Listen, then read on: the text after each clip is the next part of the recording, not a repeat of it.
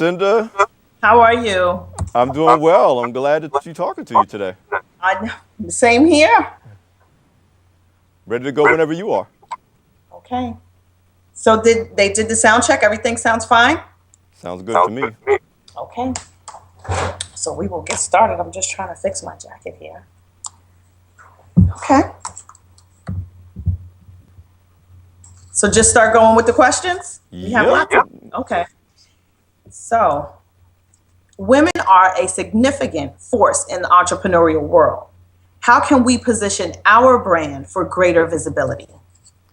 Well, as you already know, Lucinda, women entrepreneurs and minority entrepreneurs are the fastest growing segment of entrepreneurial growth in this country as of the last Census Bureau report.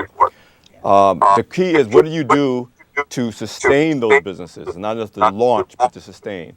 For women in particular, I think you want to play to certain strengths that you have that really fit well in our current economy.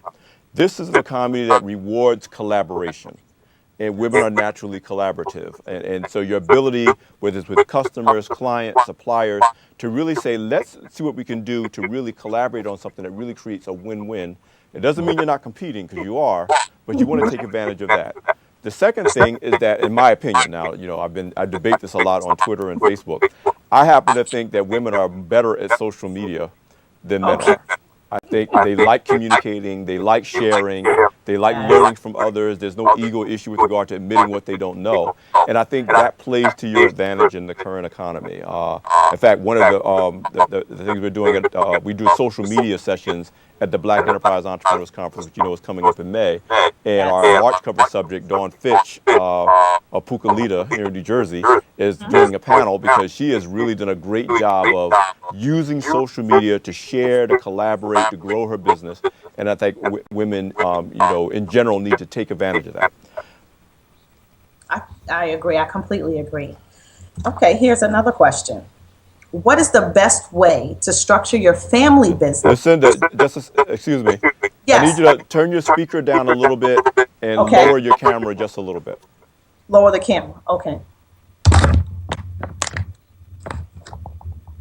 How is that? Too low? Count to 10 real quick so they can get a level. Okay. 1, 2, 3, 4, 5, 6, 7, 8, 9, 10. 1, 2, 3, 4, 5. Lucinda, turn your speakers down a little bit more. Turn the volume down a little more. And then count to 10 again. 1, 2, 3, 4, 5, 6, 7, 8, 9, 10. 1, 2, 3, 4, 5, 6, 7, 8, 9, 10. Okay, we're good, Lucinda. Let's pick it up from there. Okay. What is the best way to structure your business, your family business, so it can generate multi-generational wealth? That's an excellent question, Lucinda, because it's no longer enough to start what we call lifestyle businesses. That's businesses that's kind of strong enough to give you a paycheck, take care of the household, but is not really scalable or growable. So I want to focus on really two areas, and they both deal with mindset. First, we really need to take advantage of, particularly for your audience, corporate mom dropouts who may have had a career in corporate America, of franchising opportunities, which are perfect for people who have worked in corporate America, understand what it means to operate within a proven business model or a system, and know how to plug themselves in that model and really make it grow so they can acquire different additional outlets. A great example is Sears Own a Store, a franchise opportunity where you can really buy multiple franchises, but you're working within the same system. So I always tell people, check out ownasearsstore.com and you can learn about more. But if you are someone who's worked in corporate America and you're really serious about growing business, look at franchising, because it's a quick ramp up, you get marketing support, and you're talking about doing something more than a lifestyle business. But let's say you're not talking about franchising. If you're talking about becoming an independent business owner, then you really need to think about what kind of scalability can you create, whether you're partnering with others or whether you're really looking at talent to bring into your company to not only create a lifestyle, but to create a scalable business that can create jobs and partner with other businesses. A big part of what we really stress with the Black Enterprise Entrepreneur. We're back. How's the volume? Lucinda, lower your speaker a little bit more, and then Okay. count to 10, and then I'll count to 10, and then we can keep going. Count to 10. 1, 2, 3, 4, 5, 6, 7, 8, 9, 10. Okay, now I'm going to count. 1,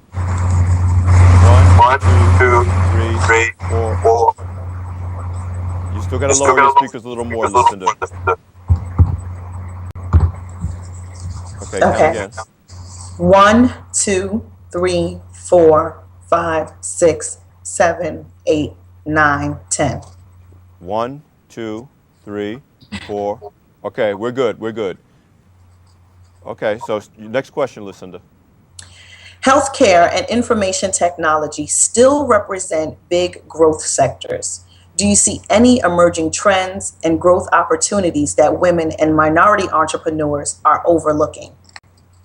Well, certainly you're right. Those are two areas that we have to be, really aggressive about exploring, both healthcare and tech. In fact, Black Enterprise is a brand new technology channel at blackenterprise.com because we really want to, provide a forum to really encourage that and to really get more African Americans and women and minorities in general pursuing those sectors, because those are the sectors that will be driving our economy.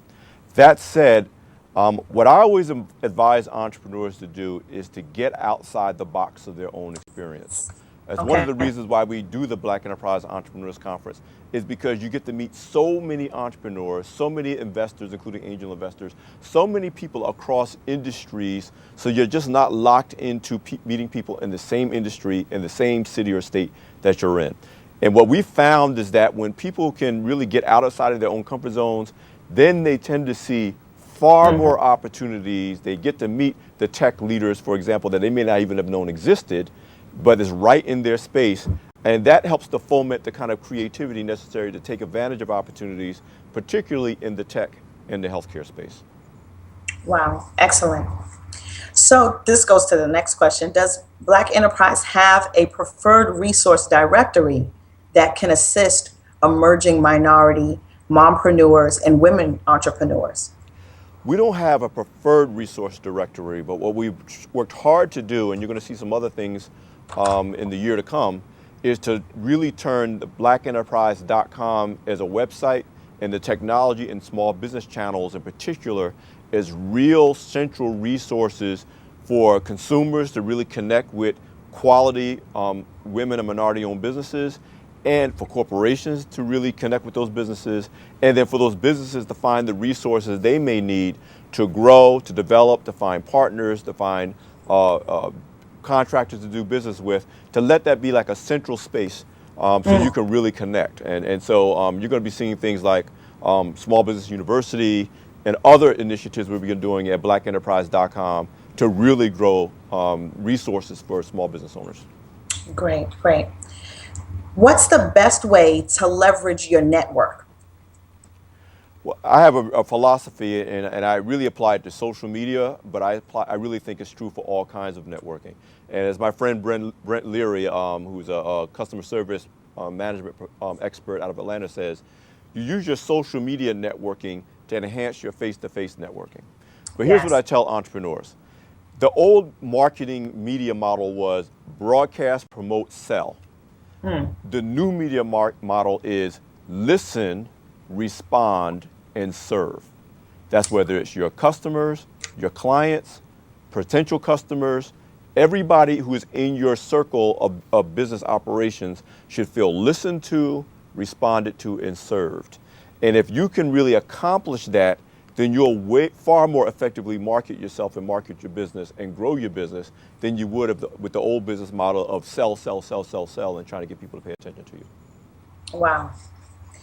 So other than our skill set as minority and women entrepreneurs, what other clout can we bring to the table? For example, political clout, financial clout, to grow our business? Well, I'll say two things. One, and I've said this before many times to entrepreneurs, if you're not engaged in the political process, and that doesn't mean you have to take a side, but if you're not, watching what legislation is happening both locally and nationally, if you're not engaged in the political process, in some ways you're not really in business. So you got to be politically engaged, because all successful business executives and entrepreneurs are politically aware and politically engaged. The second thing, and I'm going to direct this particularly to women and minority entrepreneurs, and it's an unofficial theme of the Black Enterprise Entrepreneurs Conference. You're not here to just talk business. I mean, it's a nice, cool thing to talk about entrepreneurship. You have to do business with each other, reach out and really do business with the larger corporations, Sears being one of them, that really is saying, we want to not just sell to you, we want to do business with you. We want to work with you as a potential supplier. We want you to be owners of our franchises. And if you're doing business, that's where the rubber hits the road. I know lots of people who talk a great game in entrepreneurship. Where are you spending your money? Where are you buying things from? Are you buying from other entrepreneurs like you? Are you supporting those corporations that have a demonstrated effort at reaching out and not just selling to minority businesses, but doing businesses with minority businesses? And if you're doing that, you have the right mindset, and you will go a long way, and you'll survive your own business. The goal, sometimes your business is not meant to last forever, but take somebody like Reginald F. Lewis. One business folded, or you sell it, you go into another business. You don't stop being an entrepreneur because your business finishes its life cycle. So don't just talk business, do business. Wow. Here's another question, and I'm glad that you mentioned that. How can a small minority women entrepreneur start to position herself to do business with companies like Sears? Well, first of all, and this is a good time, because large companies, large corporations recognize, just like federal and state and local governments are recognizing, that you're not going to create the jobs anymore relying on large multinational corporations. That if you're going to keep the economy going, you've got to cultivate economic activity with small and mid-sized emerging businesses that can create jobs and create the economic stimulus to put money in Americans' pockets so they can buy goods and services. So Sears is recognizing that with the Own a Sears Store program.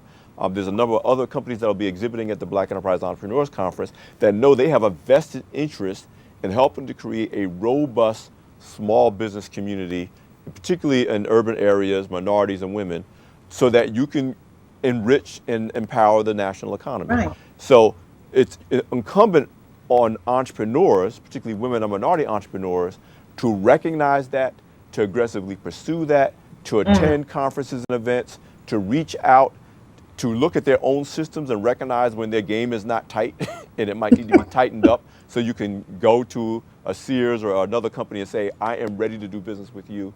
But unlike any period, maybe since the late 80s or the early 80s, corporations are now really invested in trying to do business with small, minority, and women-owned businesses. Now we have to step up to the plate to make sure our businesses are ready. Wow. Wow. Listen, So how this will be can the a last minority question, and okay? women entrepreneur partner with maybe a BE 100 partner in like a roundtable discussion to foster collaboration, so that we don't feel as a small or minority women entrepreneur as we're competing with each other, but we're in a round table and it's fostering that collaboration? This is great. This is our final question, but this is a great question. The cool thing about our Entrepreneurs Conference is that everyone's there, from aspiring entrepreneurs who are like about to leave corporate America and they're just trying to see what's possible, all the way to the CEOs of the BE 100s, who, by the way, we're celebrating their 40th anniversary of the listing of the largest Black-owned businesses this year in Chicago, which is like a major city for the BE 100s. Wow. And so you really get a chance. This is not one where the important people are over here and the little people over here. You actually sit on panels, network, talk to entrepreneurs like Bill Mays of Mays Chemical, that has angel invested in many small businesses that he's met at the conference. This is your chance really to sit at the feet of some of the most accomplished entrepreneurs in America, and they are there to share with you, to do business with you, to mentor you, to turn you on to contracts, not to mention the corporate sponsors, particularly in our Dealmakers Expo Hall, who are there. They're not there just to showcase. They're there because they're trying to meet qualified, minority women-owned entrepreneurs that are ready to do business with them. So I totally get it. You want to get access to the Yes. best and the brightest, and this conference gives you that. So that has to be Thank our you. last question, Lucinda. So it was great talking to you. Thank you so much.